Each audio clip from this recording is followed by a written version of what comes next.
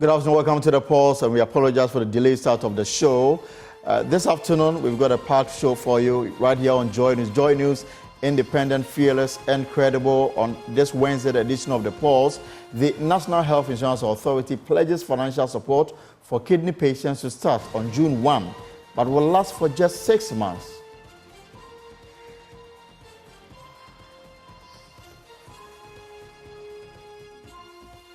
The money is available. It's just the mechanism. So, like I said, we're looking at 1st June. However, there's confusion about the support provided by the Sky Group and other philanthropists for dialysis treatment, as the president of the kidney patients says they have been paying for the cost of the treatment as they demand Korle Bu Teaching Hospital to come clear on the issue. I think Korle Bu needs to come clear on this one. If the money still have been paying from that October that we went, they should refund our money back to us. The philanthropist? For the philanthropist, he's paying for us. But since from October up to now, you've been paying from your own pocket. We've been paying. Also, growing anxiety among kidney patients across the country as government increases the cost of dialysis treatment, compelling kidney patients to pay close to 1,000 Ghana cedis every week for 2 sessions. Even the people were dying because of the previous cost. They were not able to afford the costs involved. I don't understand the government. I don't understand. Also this afternoon on the program, Attorney General mounts spirited defense for the Chief Justice Gertrude Torkornoo after critics took her on for changing some judges at the Supreme Court, hearing an appeal filed by the former Kokobo CEO, Dr. Stephen Opuni.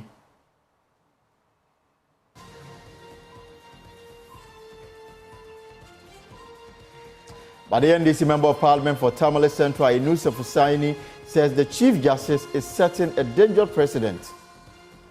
The development in the Supreme Court in connection with the Opuni case and the paneling of the court is a very dangerous development. Justice must not only be sent to be done, but be manifestly be sent to be done. In this particular case, well, it raises serious concern.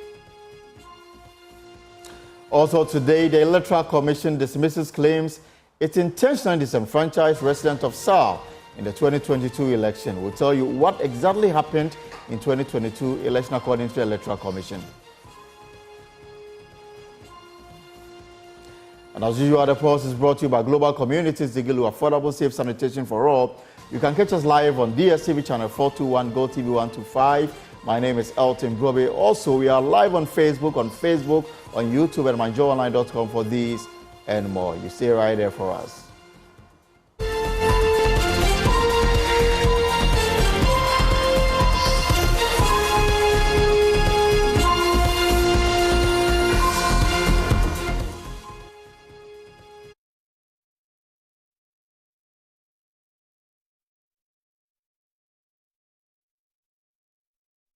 Welcome back to the Pulse on Joy News. And this afternoon, we are continuing our discussion on a very important matter, kidney and its treatment.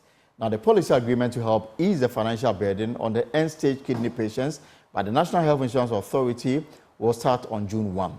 But this, however, will last for just 6 months. The decision is currently awaiting approval from the board of the NHIA, which will see the scheme absorb 2 out of 8 dialysis sessions of kidney treatment every month. Chief Executive Officer of the authority, Dr. Dacosta Boaje, told hosts of the Super Morning Show on Joy 99.7 that despite concerns on sustainability, the scheme will strive to provide support for kidney patients. Back on this very matter, the president of the Kidney Patients Association, Kojo Bafo Ahinkra, yesterday on the Pulse said they have been paying on their own and demands Korle Bu Teaching Hospital come clear on this issue of payment and the contribution by the NGOs. What we saw, some benevolent came in, did some presentations. I remember Zoom Lion came in, did some presentation. Reverend Bodin Ameche, Baker's House Chapel also came, did some donation, and then a couple of, but we've not, all that we had, that they made the donations, but as to where the money is, whether they to be given to us or not to be given to us, we don't know. So, I mean, the donation that came through, you are not benefiting from it in any way? We've not. When we go like... It hasn't affected how much you pay? Yes. When we go, we pay 380. when the place was closed down last year, around this time, it was May 21st that it was closed. Around Right. this time, last year, we went back, I think around October. We've been paying. Every session we pay 380. But what understanding did we get that the donation was for the patients or for the hospital? Most of the time we hear, Joy, you should have a clips of those things. A Zoom Lion. I learned it's for the patients. That is what I heard. I was not the one that presented it, but I heard it on Joy. That is for the patient.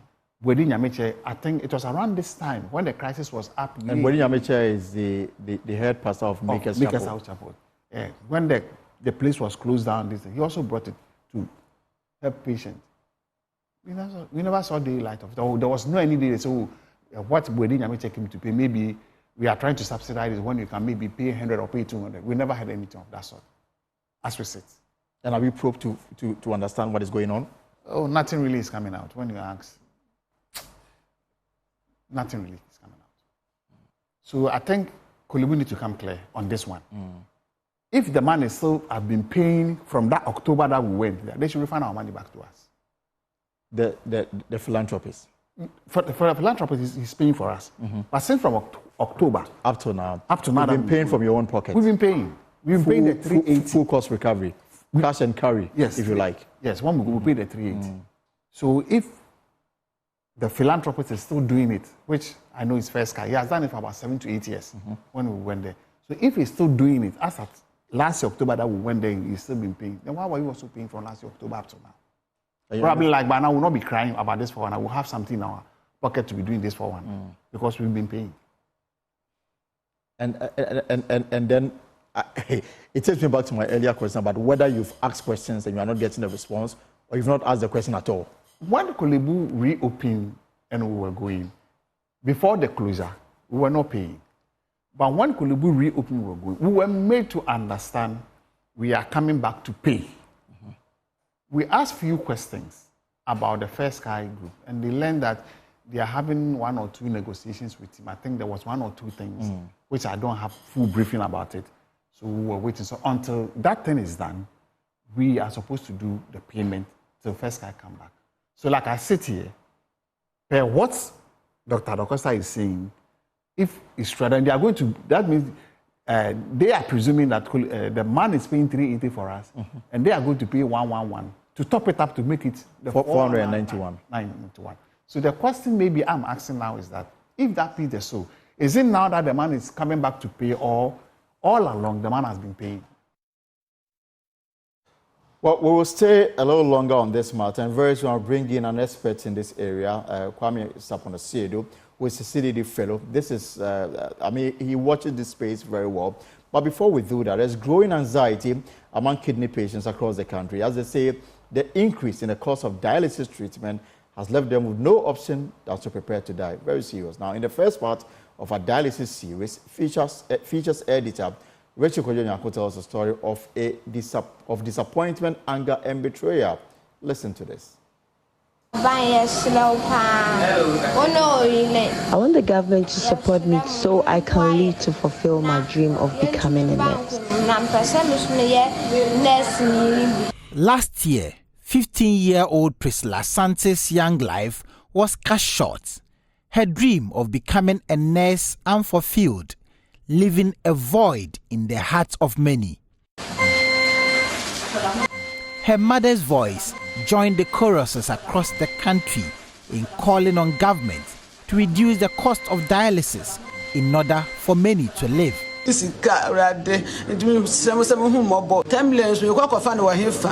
Priscilla was not the last to die. Many have died, and countless numbers are in the queue waiting to die because they can't afford to pay the cost of dialysis. In 2023, a relentless advocacy for the cost of dialysis to be reviewed downwards was waged, but the response to the cries of patients has rather been met with an increase. 33-year-old Salas Mensah teary after hearing the announcement of the increase. 490 for a day. So in that week, when it comes to it, costs you about 1,000. And that's week. If you take 1 week for a day and in a month, 1 week in a month, you pay about 1,000 Ghana for a week. That is what I've heard of. He briskly calculates the amount of money he would now have to pay in order to live. For now, all we are asking is, we please beg the government. We are patient. And there are people out there that are suffering for us. They even don't know us. But they help us because they love us. So all we please the government to help us and reduce the price for a bit. Because as for me, I don't have anybody. A guy saw me in Kumasi and then he told me to help me. If the price go high like this, I'm crying for the guy now. What else will you do? My biggest fear for now is if the price go higher, I'm scared of if the guy will let me, or I have never, even though he was the friend of my mom, and he told my mom he helped me. So every week he has been paying that 12.5 for 3 days, and 7 million every week. That is what he has been paying. But now that the price is about to go higher, I'm scared of what is going on to happen to him. Is he going to continue like this, or he will tell us the price is too high? So that is now my greatest fear. If he can help, please, we need his help now. In the name of our God, Almighty God, please. And if the government can help us with the finance, we pray that he will help us. I was working at GES.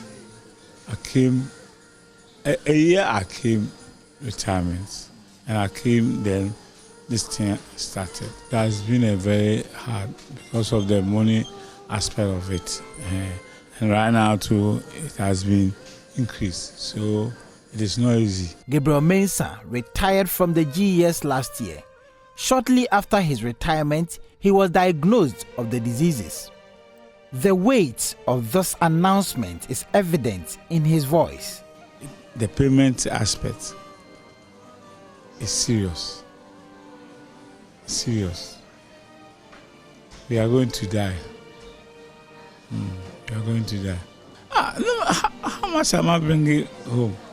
How much am I bringing home? And if I'm paying this amount every 2 days, it's not easy. Patients here are angered by this announcement. Their anger is sandwiched with the never-ending plea to government to reconsider its decision. For 37-year-old Jackson, government can't simply send them to their early grave. Something urgent must be done. Even the people were dying because of the previous cost. They were not able to afford the costs involved. I don't understand the government. I don't understand the managers of these dialysis, whatever.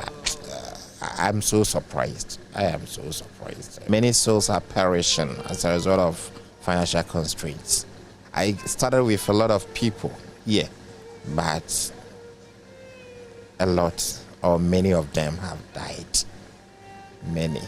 And due mainly to the financial constraints. Adding medication, lab costs, and dialysis fee, very difficult. So sometimes you think that, oh, Charlie, if you die, cry, it will be okay. So that your burden on the family and the friends will be over, and they use the money to do other things.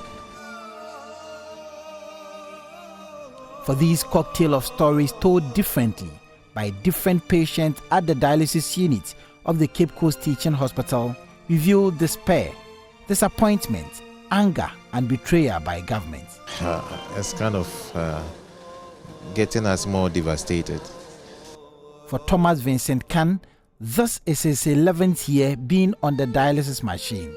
He is surprised the loud voices that were raised by patients and other advocates could not get government to reduce the cost of dialysis.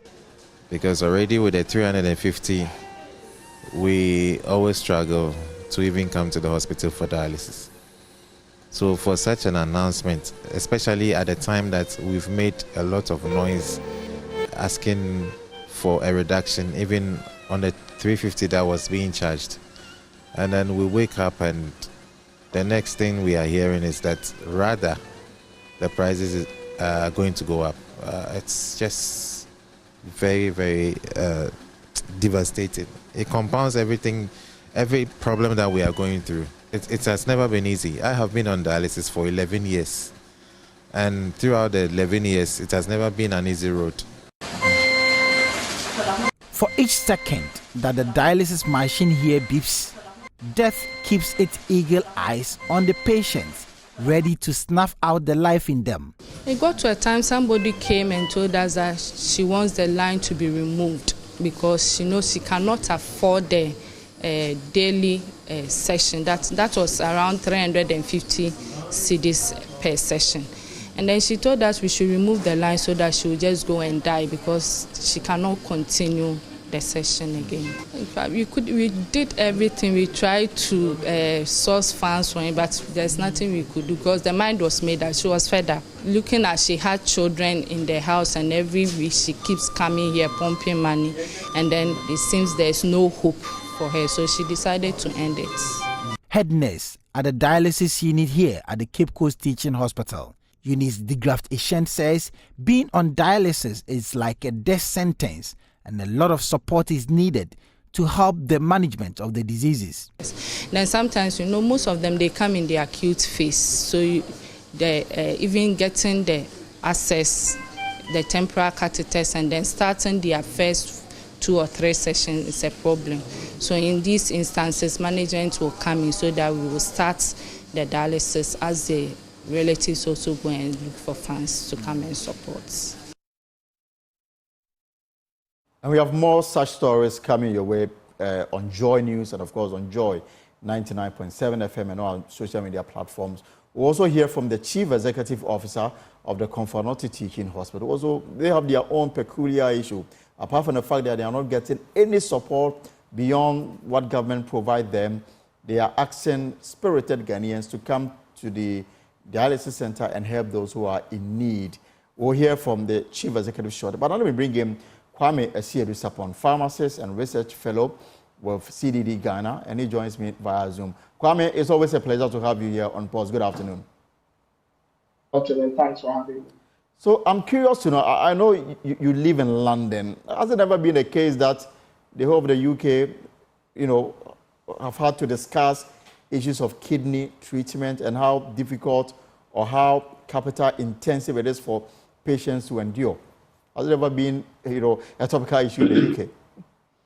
Well, globally, health is always a topical issue. So I would say kidney problems have not been on the space to be discussed, but there's always one health issue or another being discussed globally in every country. And so it would be disingenuous to say that there are not issues that come up when it comes to health that are discussed. The difference is that they discuss it with the aim of finding solutions. Whereas in our case, it's often a situation whereby we seem to be firefighting, and that's where the concern is. The Ghana's approach, and I remember when this issue became topical last year, we were part of the discussion, and we had a lot of promises and how we're going to fix this matter. Now, Parliament approved the fees and charges and submitted by the Health Ministry and all other government agencies, and now that is the fees and charges they are going with. The Health Insurance Authority, main goal is to offer primary services. Now, they've also zoomed into this particular area because it's of utmost importance or of concern to the Republic. They say that they've gotten Parliament to approve 2 million Ghana cedis for the NHIA. Now, their intention is to use this money to support those in need. For the next 6 months, there is no clarity as to the long-term solution. How do you react to this position taken by the NHIA? You think it is commendable? You see, Elton, that's why I started by saying the biggest problem I have is often it seems we are firefighting, and I'll explain. You said 2 million has been approved, and it's supposed to be for the needy. How is the needy determined? Already we know from the statistical service that they said 80% of public sector workers earn below 3,000 Ghana cedis. Right. Now here's the thing. The fees had to go up anyway because at the time that the the hospitals and renal facilities were asking for an increment, the dollar to CD ratio was 11.3 to 1. $1 was 11.3. Now we are around 15.8. And most of these consumables are imported into the country, so they are bought with dollars. So if the prices hadn't gone up, the renal units would not have been able to run. And that would have created even a more serious problem because the patients will have to go into the public sector. Okay, so if we agree that they have to go up to 491, which is not even full cost recovery as far as I'm concerned when you look at the numbers, what does that mean for the patient? It means the patient has to look for something like 50,064 cedis a year just to stay alive, right? But then you have a country where 8% of public service workers earn 36,000 a year. So basically, every renal patient in Ghana can be classified as needy. That's the first point I want to make. Right. And then when you look at our prevalence rate of renal dialysis patients, it's 38.3 per 1 million people. So if you do the average calculation, you are looking at 1,264 patients currently in Ghana on renal dialysis. We know the number is just around 1,003. Yes, yes, almost 2,000. But I am using the prevalence rate to make. So if you have 1,264 people and you are taking 2 sessions per each patient per month for 6 months, you do the math, 1,264 times 491 times 2 times 36 weeks, because 6 months is 36 weeks. Yes. And you come up with 7.5 million. The Parliament of Ghana has approved 2 million, so we are short of 5.5 million. Yes. So primarily, unless the NHIS finds extra money, the money that has been approved is inadequate to start with. Then you have the second problem of these people have to do, at least they have to do 12 sessions a month, 3 a week. But most of them are doing 2 because of lack of finance. So they are supposed to do 8 a month, and you've taken 2, so they need to find money for 6. So what they need to find every month is 6 times 491. So just under 3,000 Ghana cedis, which is equivalent to their salary. Yes. So even if they don't eat, drink, pay rent, pay electricity, buy credit, they still would be needy. So I ask myself, when I look at the numbers as I've enumerated to, when our parliamentarians and our leaders are approving such fees and charges and are approving funds to help the needy, do they do the arithmetic at all? For me, that's the biggest problem. And that's why I say we keep firefighting. Because if you don't do the numbers, it is nice to say, oh, I have 2 million, and then everyone is making a lot of noise. But when you unpick the numbers, you suddenly realize that the 2 million is much ado about that. So I love the intention of the director of the National Health Insurance Scheme, because he's showing that he wants to do something.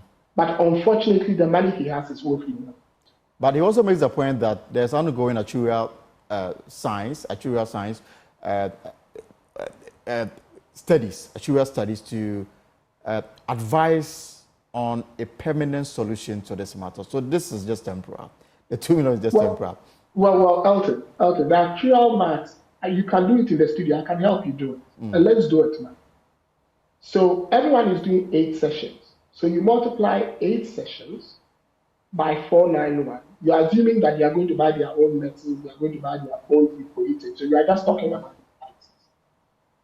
So you multiply 2 by 491, and then you multiply by 52, because there are 52 weeks in the year.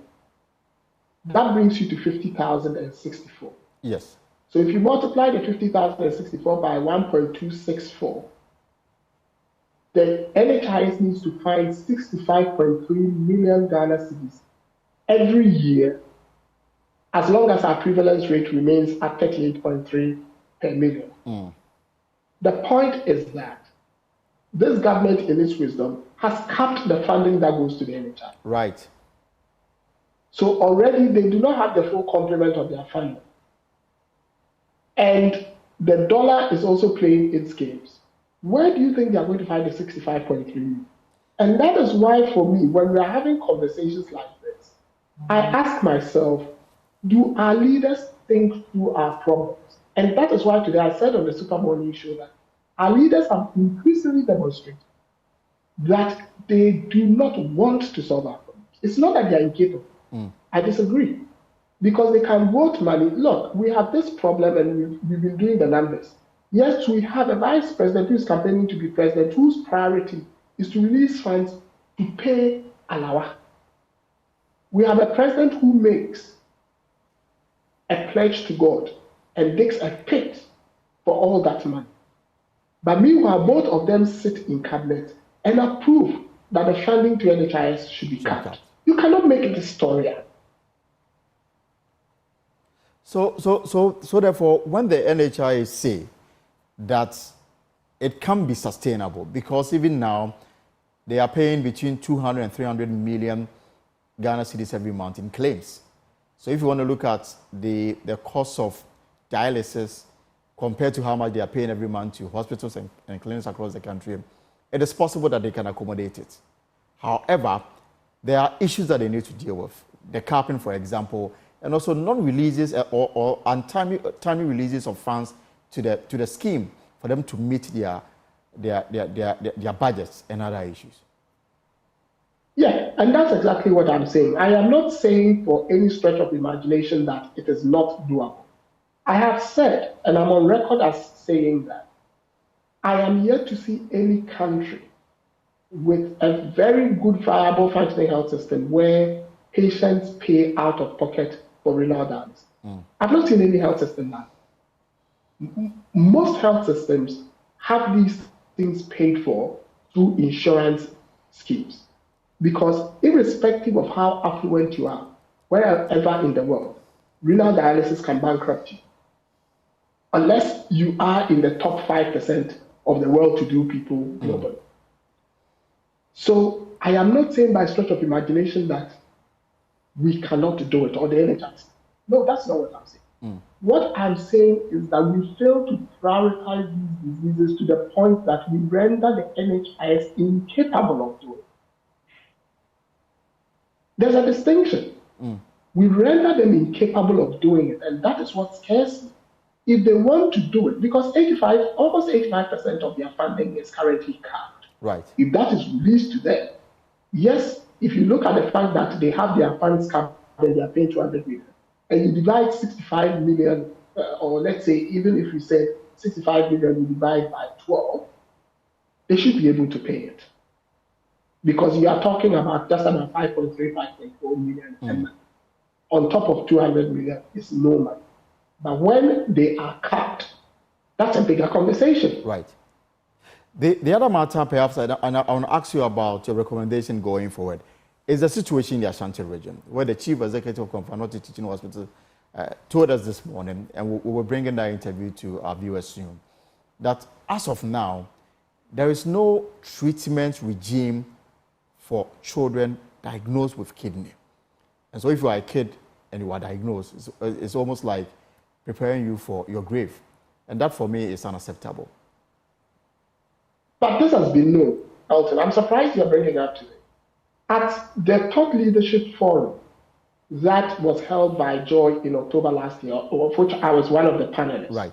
One of the renal consultants said that. And he actually said it was even more grim than my friend and brother Ochadai said. He said, every child that gets it dies. So you see, that is why I'm saying that our leaders do not want to solve our problem. Because what Professor Ochadai is saying is a retracement of something that has been known and was said at the top leadership event under the auspices of multimedia, in which the presidential advisor on health was one of the panelists. Right. So you see, and that's why I'm trying to say that, Elton, we know our problems. We just don't prioritize them because they do not drive votes. And the thing I keep telling everybody is, when you get renal disease, and you get to end stage, no one cares whether you're NBC or MPP or CPP or UP. You would face the music yourself. So you need to be having a conversation that encompasses a health crisis. But what do we do? If you went on social media now and you put this up, you would see us divide ourselves along party lines. Absolutely. Arguing. And that's why we are not solving our problems. And our leaders know that that is what we do. And therefore, we do not put them under pressure. So they get away with digging pits and saying that we'll pay Alawa in 2 years. Because that is what people will shout about. Not the fact that someone died, because every child dies when they get renal failure. That is not a priority. Let me share with you some few statistics so that I can let you go. And this is research done by Dr. Elliot Tano at the Konfo Teaching Hospital. Number of dialysis centers. There are 51 dialysis centers in Ghana, 40 currently functioning. 65% are located in Greater Accra region. There is inequitable distribution of centers with 65 in Accra, 17.5% in Ashanti. 7 other regions have only 1 center. There are 299 dialysis machines total with a medium of 6 machines per center. This equals 9.7 machines per million population. Now, it goes on to say that 7 regions covering 18.5% of the population lack any dialysis center. 92% of estimated kidney failure patients have no access to dialysis. As we go forward, what would be your recommendation? You see, first and foremost, is that something we didn't know?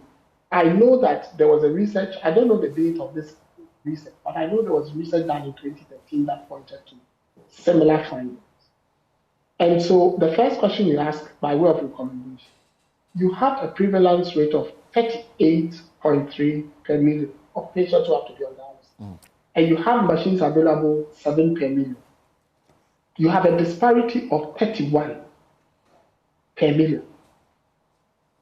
Right? So the first thing to do is to look at the statistics and start to work upwards to get at least some form of parity with our prevalence rates. That's the first thing I would say. The second thing I would say is that 100% the NHIS must find a way of funding this, but it must come with adequate funding. Otherwise, if they do not have adequate funding, then what's going to happen is that they would fail to pay the providers. The providers would then not be able to provide a service on the NHIS. And these are mostly private individuals? Yes. So the second thing is that capping, it must go. And finally, the third thing is we need to have a broader conversation around chronic disease, generally in Ghana, and how we fund our health system. Because if we have that broader conversation and we have the funding priorities right, we wouldn't be having these spot conversations. Today is renal dialysis. I know there are issues when it comes to chemotherapy in cancer. Yes. There are issues elsewhere. We do not need to be firefighting out there. We need to have a broader conversation and put our health system on a better footing. If we have political leaders who can make a promise to God to build a cathedral and dig a pit, they should learn to make promises to humans to keep us alive. And the only way they can keep us alive is to give us a thriving health system. And because you touch on that, we are in the election year, you've been listening to them. Does anyone convince you of their commitment to the health sector?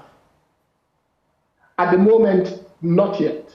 But like I have said, we need to make health an electoral conversation. And there are a number of articles I've started putting out to make health an electoral conversation, because without it becoming an electoral conversation, these guys would not solve our problems. Okay. Thank you very much, Kwame, for your time this afternoon. Kwame Asiedu Sapong is a pharmacist and a research fellow with the CDD Ghana. Now, we'll stay a little longer on this matter because the Konfo Teaching Hospital has appealed for support to begin a life-saving medication for children requiring dialysis treatment. Already, kidney transplant is available on a limited scale nationwide. Children benefit from peritoneal dialysis for acute kidney injury without any rescue intervention for those with end-stage renal failure. Recognizing the gravity of the situation, the management of Konfo they've disclosed their readiness to provide the services upon receiving support from stakeholders. Nana Boachi Adam has more in this report. Machines. The hospital itself, using its IGF, has procured 3 brand new dialysis machines. We are waiting for them.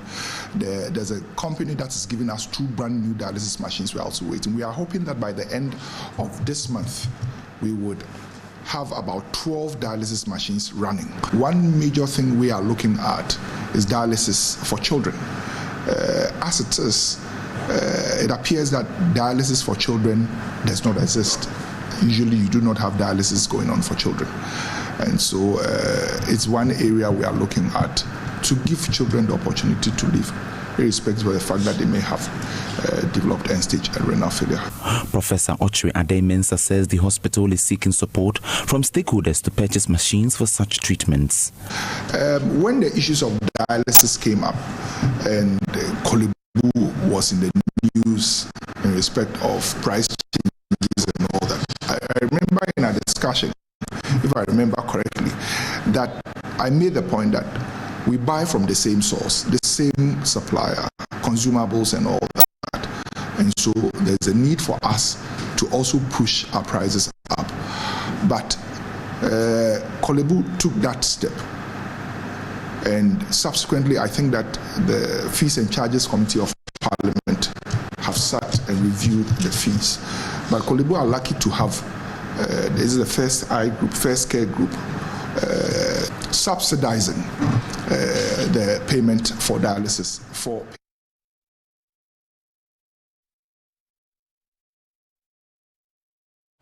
Well, so this is a matter we will stay on at least from now to for the time being, cancer and it related issues. But the question I have for you this afternoon is that, are you tired of the same political rhetoric? Do you believe it is time for a change that truly represents the voices of our youth, women and children?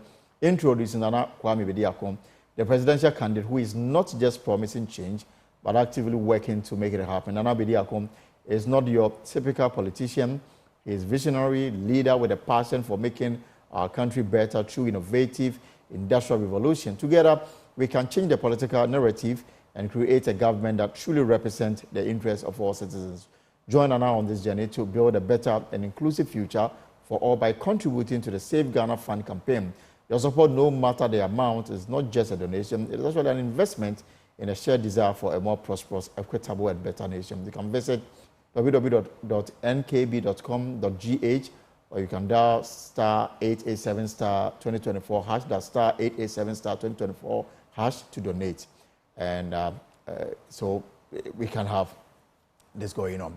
Let's do some other story now. Now it is just a vast land at Sapelega, a border community in the Upper West region, where both the young and old from Ghana and Burkina Faso go to engage in illegal mining without any state authority preventing them from doing so.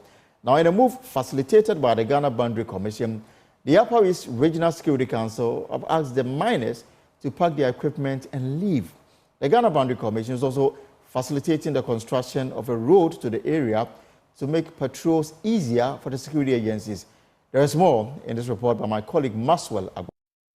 So we'll bring you that report shortly, but I'm delighted to say that joining us via Zoom is Commissioner General of the Ghana Boundary Commission, Major General Emmanuel Kotia. Doctor, Major General, it's a pleasure to have you here on the post. Good afternoon, sir. Right, so we'll have General's attention so we can have this conversation. They are in the Upper East and, making sure that our land borders are protected. Let me try and see if I can have General's attention. General, good afternoon again, and I'm hopeful that you can hear me now.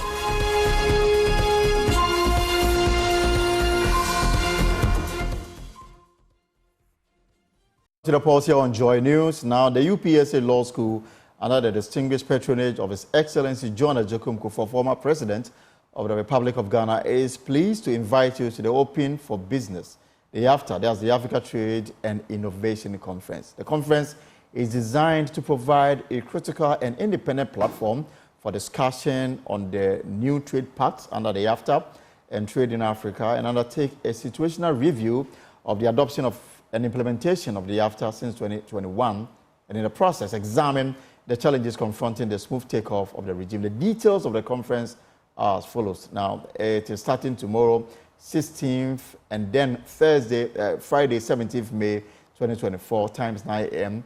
To 4 p.m. Each day, venue is the Kofi Ohene Kunedu Auditorium, UPSA campus. Visit the social media platforms of UPSA Law School for information on how to participate in the conference, or call 0245347946, and that is coming from the UPSA Business School. Now, let me take you back to Sapeliga, a border community in the Upper West region where both the young and old from Ghana and Burkina Faso go to engage in illegal mining without any state authority preventing them from doing so. Now, by the move facilitated by the Ghana Boundaries Commission, the Upper East Regional Security Council, they've asked the miners to pack their equipment and leave. The Ghana Boundary Commission is also facilitating the construction of a road to the area to make patrols easier for the security agents. There's more in this report after we speak to Dr. Major General Emmanuel Kutia. Hundreds of illegal miners have gathered on this site. Many of them attempted fleeing after seeing the personnel from the Upper East Regional Security Council and the Ghana Boundary Commission, but they were asked to stay. Here, one of them who spoke on behalf of the group, Abil Fatau, said some of them used the money from the Galamsey to fund their education. It's going to be big distance to the society as where we all live. All of us depend on this. Apart from this, there's no source of income we get. There's no dam, apart from rainy season we farm. There's no dam around here that they would think that we should go and farm. There's no dam, nothing is there. Where we get to eat is scarce here. The women also come and sell their pure water, all the farm, those at the market, this is where they all depend on. This is where they all depend. They make their interest on everything, they make it on this. So if they are asking us to vacate on this, and without giving us another alternative to also go and get something on it, I think it's going to be a big harm to the society. The Ghana Boundary Commission facilitated the exercise to clamp down on the activities of the illegal miners. Its Commissioner General, Major General Emmanuel Kutia, said the illegal miners, through the activities, continue to destroy Ghana's boundary pillars with Burkina Faso. He said this can lead to disagreements between the two countries if the boundaries are not well defined. There were a lot of interferences so far as our boundary line is concerned. Some of these activities led to the removal of international boundary pillars, and for that matter, there was no clarity so far as the markings of the boundary is concerned. And then, because we have quite a sizable number of people coming from Burkina Faso to do a lot of illegal activities here, if we don't take care, whereas these boundary pillars are removed, some of our territories can be taken or probably can be declared as part of Burkina Faso because these markings are not visible on the ground. That is the reason why, one, we have decided to facilitate the construction of the patrol routes, and that also serves as a marking to the international boundary pillar because just 20 meters away from it. One of the reasons why actually we facilitated the RESEC to come here is for them to understand what is ongoing here, so that RESEC plays a very key role so far as the territorial sovereignty of the country is concerned, especially regions that have boundaries with our neighbors. So we work in collaboration with RESEC to ensure that our boundaries are secure. Aside from degrading the environment, the head of the Upper East Regional Security Council and the Regional Minister, Hafiz Bin Saleh, says terrorists can exploit the unregulated and illegal mining ongoing in the area to fund their nefarious activities. No. So this time, as I indicated, we've come on a friendly mood. The next time it's not going to be this way. Right now, Faso, there are insurgents there, and there are terrorists who want to infiltrate into our country.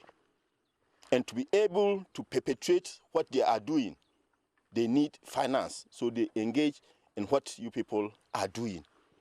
So in order to save the people of this country, we want to stop issues of this nature so that people don't have means of funding their nefarious activities.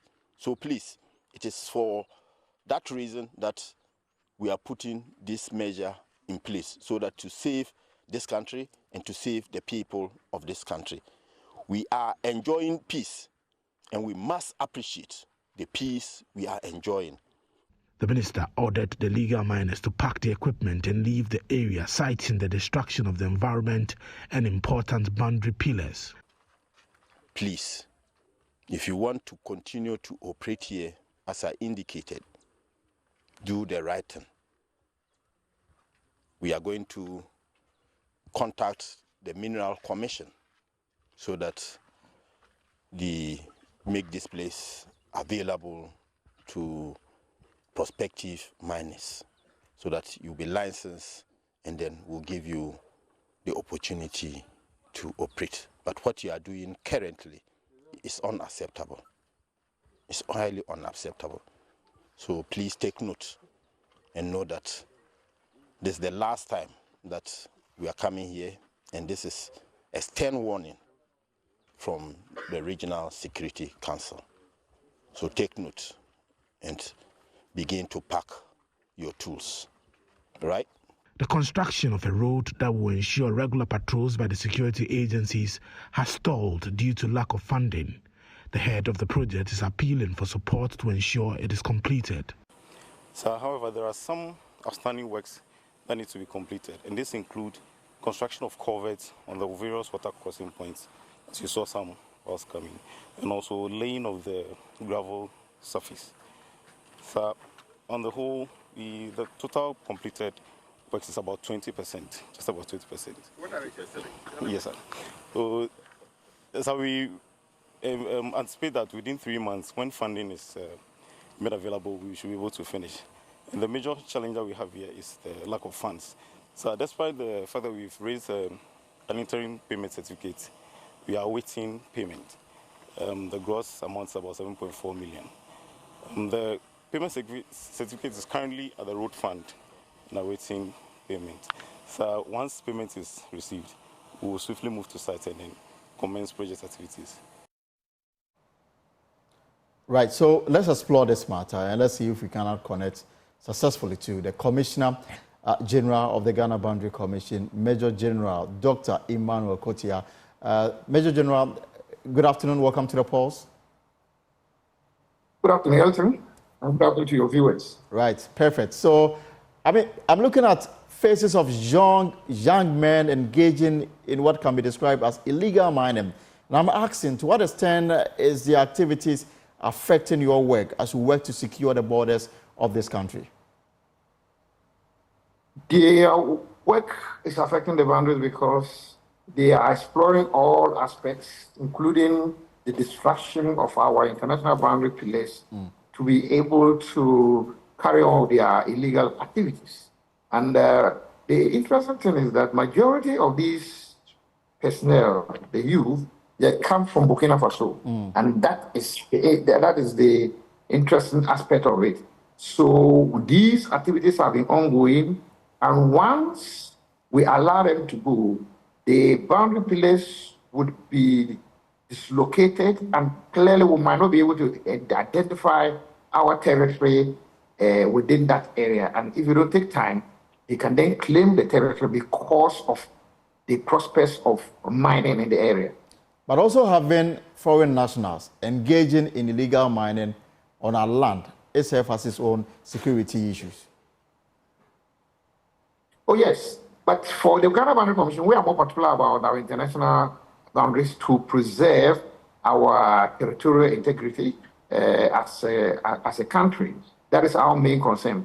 The Minerals Commission and other agencies, plus the Regional Security Council, are tackling the issue of the illegal mining in the area. So if I should zoom in on the activities and the fear that it may affect our boundary lines, is it already compromised? No, we stopped these activities in 2021, and then they shifted the activities inland. There were some boundary pillars that were removed when we went in 2021, even though we've not been able to restore those pillars. Of course, the activities have been curtailed because of the work that is ongoing at the location now by the 48th Engineer Regiment, which is a military unit undertaking this, and then the regular patrols that have started now along that area by the Ghana Immigration Service. But you know, you've been on this for some time now. What will you say as a country, and in terms of the work that this body that you represent, the work that you've done, that we can go to sleep safely, knowing that our territorial integrity is intact? Yes, but then in specific terms to Sapeliga, I think that almost the same strategy that we use in Dollar Power may work. For me, because of the way Sapeliga is very close to the border and the way it's also isolated, one measure can be that we should consider probably to declare the place a security zone so that the military can go in and close up the place and bar anybody from going there. That would be one measure. Another measure is for the Minerals Commission probably to initiate moves to encourage investors to come in and then also allocate portions for community mining, license the community to do mining in that area. These are the alternatives that can be available. The regional minister gave them an ultimatum, pack and leave. And obviously, unless this is enforced strictly, because of the way illegal mining has become a thorny issue, especially in the southern part of the country, I'm failing to see how that can be, that can be achieved. I think that the regional minister wants to build a consensus within his regional security council, because he went with the members for them to have a first-hand assessment on the ground. So I believe that an action will be taken. So far as security is concerned, it's decentralized in our system. So the regional security councils have a say, the district security council have a say. They may make recommendations to the National Security Council, and decisions can be taken at that level for implementation. But I do understand that the Boundary Commission has a proposal on legal mining to Parliament. No, we don't have a proposal to Parliament. What we have submitted to Parliament is a new act that reinforces our work and to also upgrade the old act to meet international standards and international best practices. So this bill is receiving the consideration of the House? Yes, it's at the consideration, at the committee stage for consideration, and we are hoping that the next sitting of Parliament, they should be able to pass. We're hoping that the last sitting of Parliament, it was supposed to have been passed, but then unfortunately that was not done. But we're hoping that in the next sitting, it should be expedited so that we'll be able to be, because there are certain aspects of the commission that needs to be in the legal framework or the legal document that is the act, as an act of Parliament that can strengthen the work of the commission. Otherwise, the commission is weak in some areas so far as implementation of its decisions are concerned. You have been on tours in the Volta region and other parts of the country, checking to ensure that our boundary lines are secured. I remember in one of those interesting stories where one of the pillars was found in somebody's room and in a drinking spot and all of that. As you work through this, and hopefully I'm sure that there will come a time that you bring your work to a close, are we nearing satisfactory stage, if you can update us on that? The work of the Boundary Commission will not come to a close. It's a commission that has been set up, and throughout Africa we have boundary commissions. It is now that most countries are establishing their commissions. Right.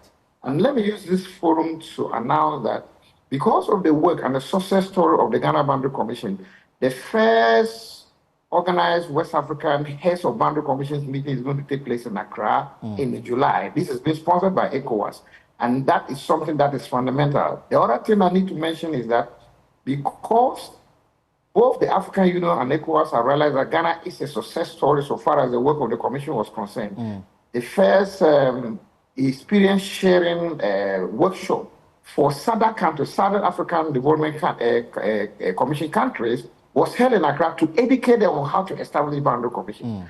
So we're on a good grounding. We are only hoping that our bill would be passed as early as possible so that we would get the fundamentals right so far as the legal framework is concerned. And if I get it right, some other countries are looking at the success story of Ghana to implement same in their own countries. Yes, that is right. That is right. And that, for me, the ultimate goal may bring peace, because when everybody is so clear in terms of their boundaries, and I'm sure there will not be, misgivings and violence here and there, knowing very well that these are clearly demarcated. Yes, that is right. So the key thing is that the boundaries must be well demarcated. All boundaries must be well demarcated. And now, one other aspect that we need to understand is that the African Union has come up with what we call the African Union Convention on Cross-Border Cooperation that allows various countries to have cross-border issues and discussions. Now, let me give you an example. For instance, when you have a boundary pillar, it serves two countries. So a boundary pillar on the Ghana-Burkina Faso border serves both Ghana and Burkina Faso. Distances before from Burkina Faso and before from Ghana are normally called the buffer zones. And these are buffer zones that... Connection issues there, and it looks like we've lost Major General Dr. Emmanuel Kotia on the line. Internet, they are in the Upper West region working to secure our borders and our boundary pillars. So we'll reconnect with them in subsequent bulletins, but I guess clearly the crux of the issues have well been laid out. Now, let's talk about pension and locked-up investment, because the Locked-Up Investment Holders Forum is demanding the revocation of the licenses of NDK Financial Services and other financial institutions that have failed to pay their deposited funds. The group picketed at the Ministry of Finance earlier today when they clashed with the Deputy Finance Minister over their locked-up funds. My colleague Kenneth Jesse was there and has this report.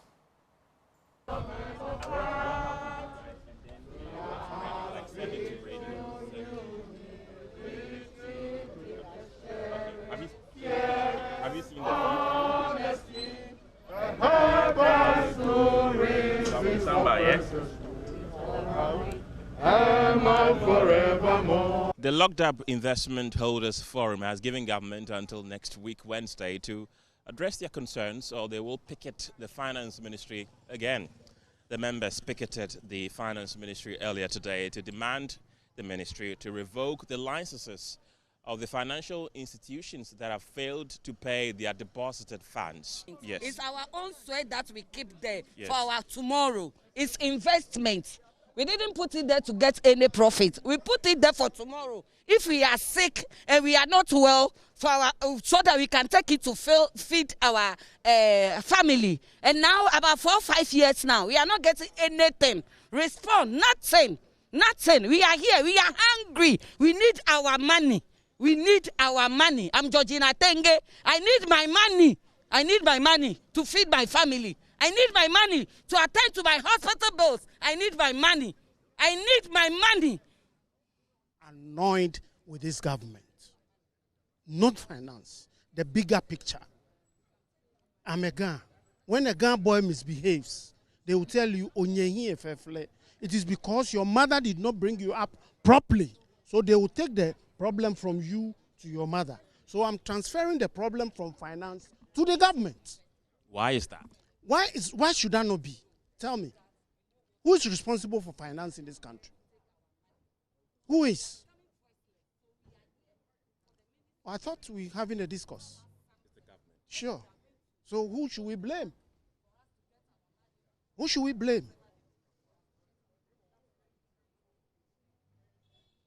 how long are you going to picket here? You want to know how long? Yes. I pray that you not get into a situation one day. You know that you do it till your aim is achieved. You do it till your aim is achieved. Do you know how old I am? Do you know what that money is meant for? Do you know how long I have saved it for? And within the twinkle of an eye, someone will come in and with a flimsy excuse, wipe it all off. In 2016, when they were coming to power, it was more than $50,000. Now compute $50,000 with the current rate. The government will say, when yellow womba.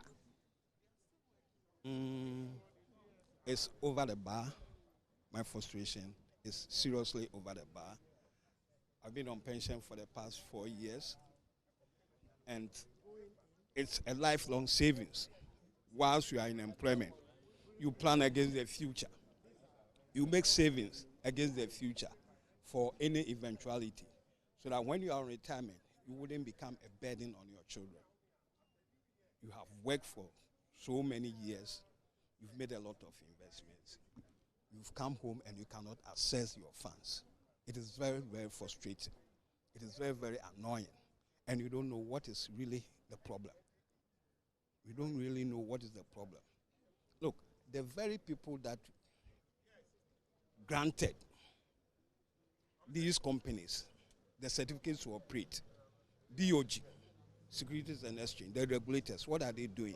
Are they not aware of the challenges that we, the pensioners, are going through? Are they not aware of the problems that the investors of these financial houses and savings loan scheme are going through? They are very much aware. The picketers got frustrated when the Deputy Finance Minister, Dr. Stephen Amoah, arrived at the ministry and refused to grant them audience. That you cannot even send the guy to your office to talk to him? Is it not an insult? Hasn't he worked in Ghana for the past over 30 years? Where you were schooling, where the guy was working. That you cannot send him to your office to attend to you? What kind of life is this? What kind of impudence in this? So yes. Yeah. Send him to your office and talk to him. Send him to your office and talk to him. It's an insult for you to talk to you. You should go to the office and talk to you. you. You don't have any respect for your father. There are several correspondences to this effect. What kind of impudence in this? What kind of impudence in this? We have worked for so many years to bring you what you are. What work have you done? Some are keeping it under their beds, and we have decided to invest it. Some have decided to keep it in their beds. Wait in the bone. We'll come back and come again until you give the clearance. We'll continue coming here until you give us the clearance. Sticker, hear what we are saying. Sticker, hear what we are saying. You are there talking to doctor about this issue. If your predecessors have not told you, go and ask for it. Your predecessors, they know that we sent letters here, and we've sent reminders since last year. So do the needful. The convener of the group, Dr. Anani Antwi, who was eventually allowed to speak to the Deputy Finance Minister, said Dr. Amoah assured of government's response as soon as possible. But Dr. Antwi says if the response does not arrive within a week, they will be back to picket. The minister, he's the Minister of State, Deputy Finance Minister, Dr. Amoah, that's the name. Dr. Amoah, he called me and wanted to find out what was happening. Initially, there were some that we have to resolve it, the confusion but we had a fruitful discussion. I have briefed him what has happened so far. It looks as if he didn't have knowledge about what is happening. And I can agree. If sometimes he hasn't come to your desk, you wouldn't know. So what has happened is that I have briefed him. He now understands the issues. He will go and find the letter. The petition. I've told him the petition was delivered by me myself to the office of the minister, so it cannot get missing anywhere. Plus the reminder. So he's going to take it up and have a discussion with the minister and give me or give us their response as soon as practicable. I've told him we are coming here every Wednesday. And therefore, if we get a response and the response is such that we don't have to come, we won't come. If the response is not what will let us not come here, we will come. So for today, I think the weather, the sun is too hot. We are suffering. We have got here our message across. Now, if he didn't know, he has known. But I don't want to go into administrative to ask you why don't you know, because we brought it to the ministry. So let us allow them, now that he has also seen, has understood the matter, and is now going to look at the letter. I say he will find the letter. I don't have a copy of the letter to be given to him. So he should find the letter and discuss with the appropriate, the minister and whatever other people they have to discuss, and tell us what they are going to do. According to him, when they see the letter, when he sees the letter, after the discussion, they will also have a discussion with Bank of Ghana. Then they can come back to us. He has taken my number and said he will call me as soon as they have done this. The depositors have accused the Finance Ministry of refusing on several occasions to grant them audience and listen to their plea. Now, some of their pleas include declaring some of these financial institutions insolvent and revoking their licenses. They say some of the financial institutions are still operating but are refusing to pay them their funds. From the Ministry of Finance, Kenneth Jesse for Joy News. Right, to some other stories, and the Attorney General Godfred Yeboah-Dame has defended Chief Justice Gertrude Torkornoo, who has been facing intense backlash from some activists and the NDC for reconstituting the panel of judges hearing an appeal filed by former Kokobo CEO Dr. Stephen Opuni. Dr. Opuni is appealing the decision of the Court of Appeal, affirming the decision of the High Court not to restart the trial in which he is accused of causing financial loss to the state. But the Attorney General in a statement says all criticism are unfounded. Former Member of Parliament for Tamale Central, Inusa Fuseni, says the Chief Justice is setting a dangerous precedent.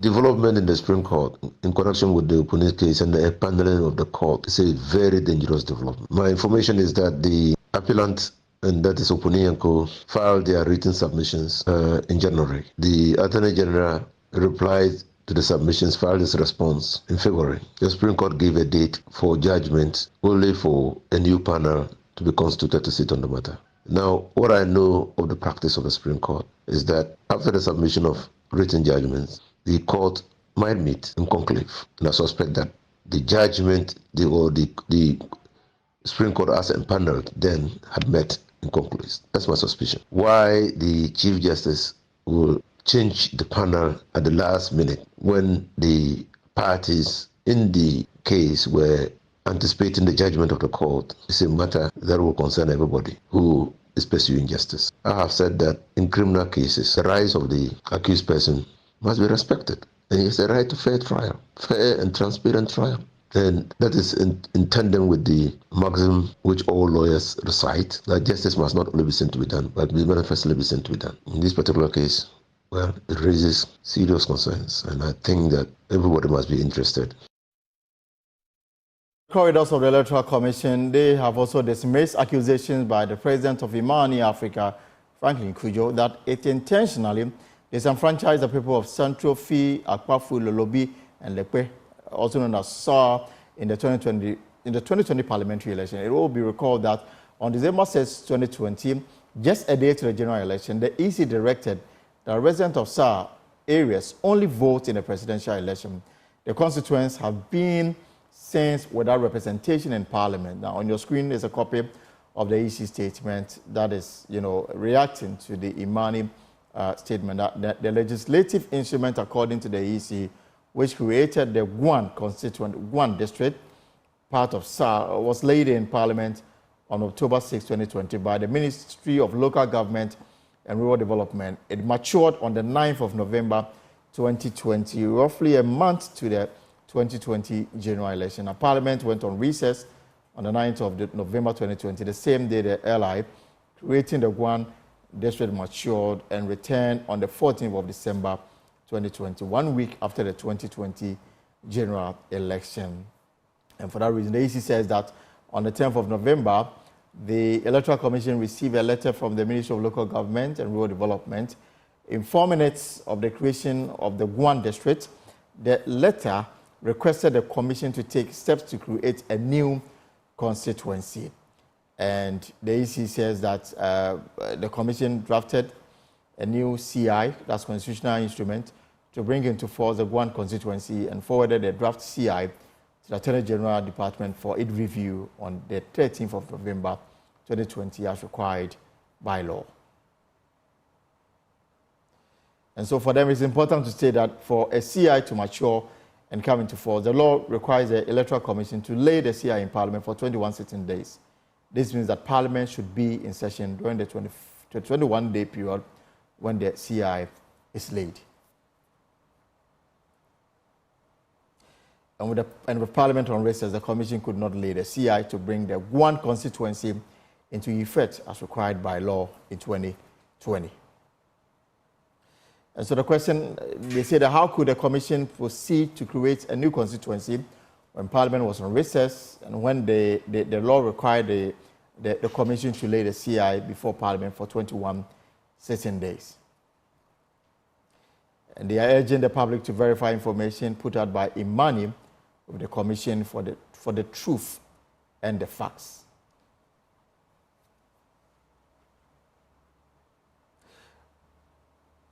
Right, so that's the Electoral Commission response to Imani Ghana, detailing the processes and the reason why it was unable to do so before the 2020 general elections. But away from that, the Kraso MA Basic School in the Joso municipality of the Ashanti region lacks basic academic resources, making it hard to provide quality education. A common feature among the people is worn-out uniform and walking barefooted to the already dilapidated school compound.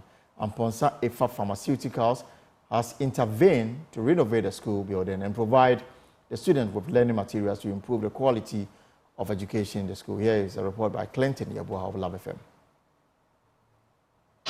The Krasi MA Basic School is situated in a secluded area of the Joso municipality in the Ashanti region. Residents are mainly smallholder farmers and traders. The school has a student population of 286 in kindergarten, primary and junior high levels. But the school buildings are not in good shape. The headmaster, Evan Sanan, says some pupils are unable to afford school materials, impeding their learning outcomes. It was beyond horrible and terrible. But you get to the school and then you see the filthy environment. I mean, talking about the walls, the children walking bare, some be walking from so many miles down to the school without even chalawate. The uniforms, I don't know what color can I give you to the uniforms. Seriously faded. Some don't have it at all. It's going to help us. 1,000 exercise books. It's going to help the children because sometimes as a headmaster, I'll be going around to see. You go to class 2. Girl, boy, what's your book, exercise book? I don't have. And the parent is staying far away, so many miles away.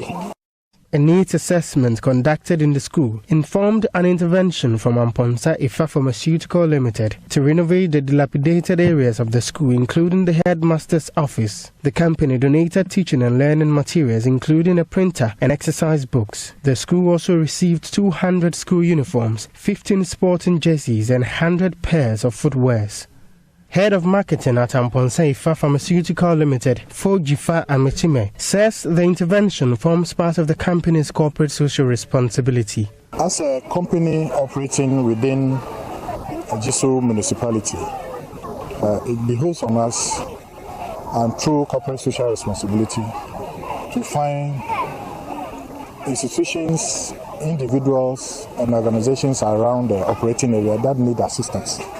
So we've been doing it every year, and luckily this year the lot fell on Okrasi Basic School.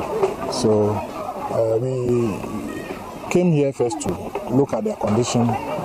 We scanned the environment to see which areas they would need our help, and we went back and reorganized and then came back to assist. The headmaster of Krasi MA Basic School, Evan Tanan, appreciated the gesture to aid teaching and learning. This is a rural school. But the package Amponsa Ifa Pharmaceutical Company has brought, I think we go beyond the line. We are building a library. We look at the kindergarten, the KGs. They don't have playing ground. soon as we get them, I think we will equate ourselves to those schools at Accra or Kumasi. Community members, including chiefs, the headmaster, all believe the intervention will go a long way to improve the learning outcomes of kids and students here. Reporting for Joy News, my name is Clinton Yabwa. Now, still staying with education, if you are a parent or teacher who has struggled with educating your child, relief is on the way. The Institute for Education Planning and Administration at the University of Cape Coast is finalizing a proposal for the Ghana Education Service to adopt a new teaching and learning method aimed at simplifying education in the country. This initiative comes after extensive consultation within the education sector, which identified existing challenges and proposed effective solutions. There is more in this report. Pedagogy, the method and practice of teaching, is essential in education since it serves as the foundation around which good teaching and learning revolves. The main aim of pedagogy is to build on previous learning of the students and work on the development of skills and attitudes of the learners. Pedagogy enables the student to get a thorough understanding of the subject and helps them in applying those learning in their daily lives outside of the classroom. In a policy dialogue on innovative pedagogies for foundational learning, Director General Michael Boakye-Adom says the Innovative Pedagogy Project, after a research conducted, has come up with ideas to approach the treatment of children differently. Once you know the characteristics and the nature of a particular child, then you decide which way to go in terms of supporting them in the school system, in their growth and development. When they go against the school rules, you don't apply the same disciplinary process because they are different and they must be treated differently. So that is all that we are saying. And we conducted a research with support from Education Development Center, now LGI. And we've come out with very brilliant, beautiful ideas. And I'll just say one of them. Again, that children are different and we must find different ways of teaching them. As we have it now, I mean, we are doing very well as a country at that level, but we need to do more. He reiterated that government alone cannot adequately finance education despite commitment from the president to enhance basic education. We know government has done some work, and Prof. Anamwa Mensah talked about that. We also know that government resources are limited, and government alone is unable to finance education. And I remember in 2021, the president made a commitment at the World Education Forum in London to commit about 23% of Ghana's budget to education. We haven't achieved that. The following year after that declaration, we came down under 20. We are still not at 23%, an indication that government alone cannot do it. He therefore called on players in the sector to invest in basic education. Let us continue to provide the resources. Let us continue to invest in our public education system. Let us support investment in private education system, because when both of them get better, then Ghana's education also get better.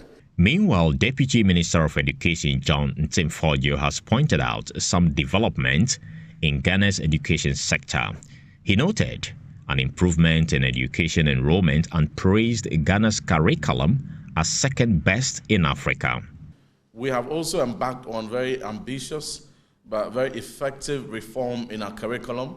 And TTEL, Robin Todd, has always had every occasion he gets to speak.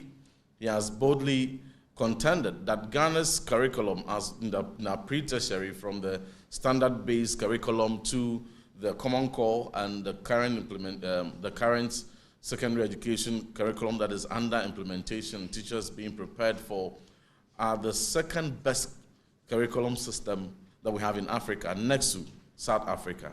He further emphasized the need for innovative pedagogies in teaching and learning to address diverse needs and abilities of learners, highlighting the importance of adapting education methods to individual students. The evidence from the Innovative Pedagogy Project will inform us as Ministry of Education the key areas that we need to pay attention to, and we need to develop the competencies of our teachers further in ensuring that across the country we are able to have a very effective implementation of the already fantastic curriculum that we have. When it comes to the foundational level, we have a standard-based curriculum that has the tenets of critical thinking, creativity, communication, and collaboration. But it's so key, the techniques to deliver instruction out of this content to the learner in a manner that is very engaging for every learner, in a manner that is inclusive, to be able to address the different needs and abilities of our learners. The dialogue sought to suggest ideas which could be implemented for the betterment of foundational learning for Ghanaian children.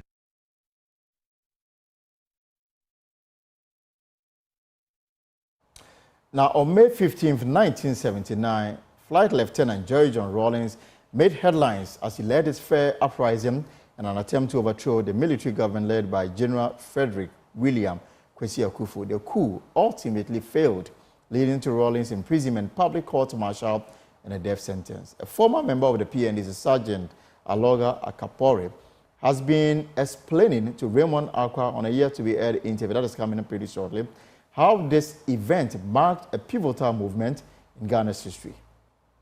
People thought that that was what we were planning. And then we realized that no, it wasn't. You see, it was somebody else had also done something, and it turned out to be Rawlings' one. So it had nothing to do with June 4th. So that plot was still going on. You see, the June 4th plot was still going on. What 15th May did was to validate our idea of trying to do something. And for 5BN, if I must tell you this, is that when Acheampong was overthrown, we were not happy in 5BN. But Acheampong was very popular amongst us. So by plotting to get rid of Akufo, we thought we were trying to restore Acheampong in some way. Oh, okay, that's interesting. Yeah, that is the truth of the matter. You can ask the core 5BN people, they'll tell you. Like who specifically? Oh, you know, Tasiri is not well known. Mark Atinga, I think is passed on. Most of the people have passed on. Banchamfo, you can ask Banchamfo. Okay, yeah, Banchamfo is still around, and the others are abroad. Skido and others, they are all abroad now in America. You see, but that was the truth of the matter. You see, so that by trying to remove the SMC2, yes, you were thinking you are punishing them for overthrowing SMC1, yes, which is really our Acheampong period. Yes, our father. Oh, you call the Acheampong your father? Yes. Okay. Because he was nice to us. His wife on Saturdays would actually stay there and cook in his house for us. Oh, I see. We escorted his children to school. They were very modest, a very modest family, and we liked them. Yes. You see, he had his bits, you know, here and there, but generally, he was good to us. And I guess you want to hear more of Akatapore's, events, recounting of the events. That interview airs tonight at 6 p.m. on Upfront with Raymond Akwa. You don't want to miss this. But that's our show this afternoon here on The Pulse. For more stories, log on to our website, myjoyonline.com. Stories on myjoyonline.com. Ghana Gassi, you are not under any sort of pressure to sign $812 million deal. The Akufo-Addo government has mishandled small-scale mining sector. That's according to former President John Mahama. Limited registration Kukom chiefs invoke cases on perpetrators of recent violence. And of course, Parliament kicked against taxes on reagents for dialysis, didn't approve increment. That's according to the ranking member on the Health Committee. Well, that's it. Tomorrow, same time on Thursday, we'll be here with you on The Pulse, on Joy News. But whatever you are up to in the hours, I hope it's profitable. My name is Elton Brobe. Have a good evening and do take care of yourself.